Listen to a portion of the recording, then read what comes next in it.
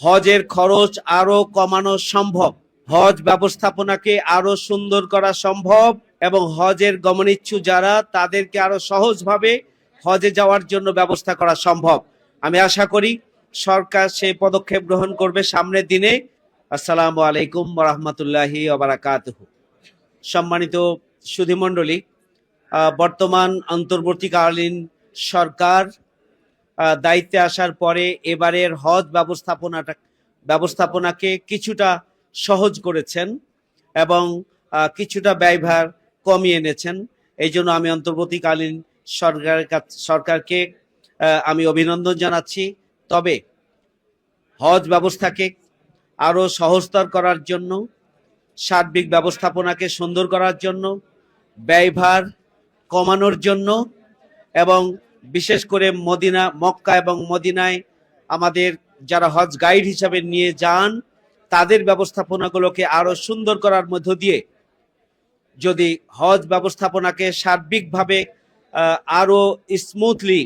Handle করার জন্য সরকার পদক্ষেপ গ্রহণ করেন, তাহলে হজ যাত্রীরা আরো বেশি উপকৃত হবে বলে আমরা মনে করি। হজের খরচ আরো কমানো সম্ভব, হজ ব্যবস্থাপনাকে আরো সুন্দর করা সম্ভব এবং হজের গমনিচ্ছু যারা তাদেরকে আরো সহজভাবে হজে যাওয়ার জন্য ব্যবস্থা করা সম্ভব। আমি আশা করি সরকার সেই পদক্ষেপ গ্রহণ করবে সামনের দিনে এবং পাশাপাশি যারা হজে যাবেন তাদেরকে প্রয়োজনীয় গিফট সরকারের পক্ষ থেকে দেয়া সম্ভব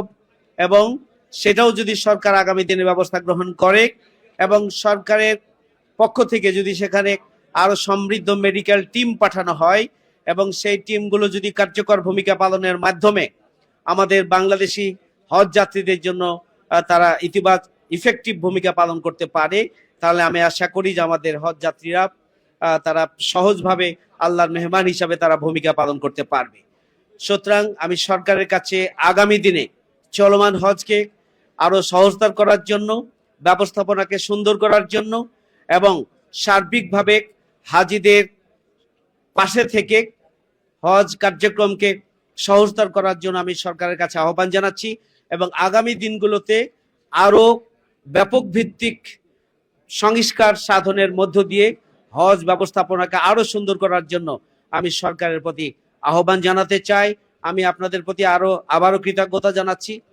যে আমরা আল্লাহর শ্রেষ্ঠত্ব, আল্লাহর একত্ব এবং আল্লাহর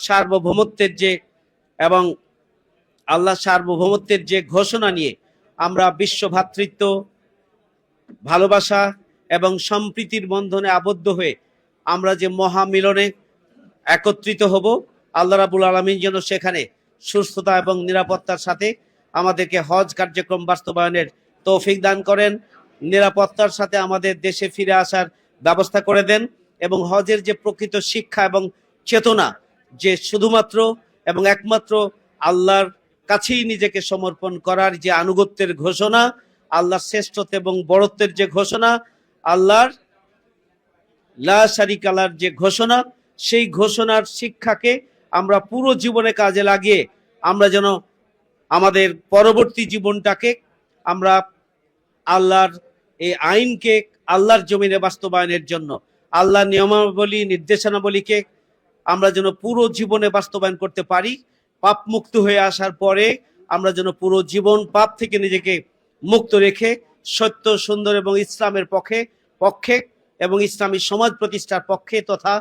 আল্লাহর নির্দেশনাকে সমাজে বাস্তবায়নের পক্ষে যেন আমরা পুরো জীবনকে কাজে লাগাতে পারি। সেই নিয়ত করে যদি আমরা যেতে পারি এবং সেভাবে যদি ফিরে আসতে পারি, তাহলে হজ আমাদের জীবনের একটা পরিবর্তন আনতে পারবে, আমাদের পরিবারের পরিবর্তন আনতে পারবে, আমাদের সমাজের পরিবর্তন আনতে পারবে। সেই প্রত্যাশা ব্যক্ত করে আজকে আবারও আমাদের আয়োজনে আপনারা সাড়া দিয়ে আমাদের আয়োজনকে সমৃদ্ধ করেছেন। এই জন্য ভাই এবং বোনদের প্রতি কৃতজ্ঞতা জানিয়ে এবং আল্লাহর শুকরিয়া আদায় করে আমার কথা এখানে শেষ করছি এবং এর মধ্য দিয়েই সবাইকে ধন্যবাদ জানিয়ে এবং সবার প্রতি কৃতজ্ঞতা জানিয়ে আজকের আয়োজনের এখানেই সমাপ্তি ঘোষণা করছি। সুবহানাকাল্লাহুম্মা ওয়া বিহামদিকা আশহাদু আল্লা ইলাহা ইল্লা আনতা আস্তাগফিরুকা ওয়া আতুবু ইলাইকা। আসসালামু আলাইকুম ওয়া রাহমাতুল্লাহি ওয়া বারাকাতুহু।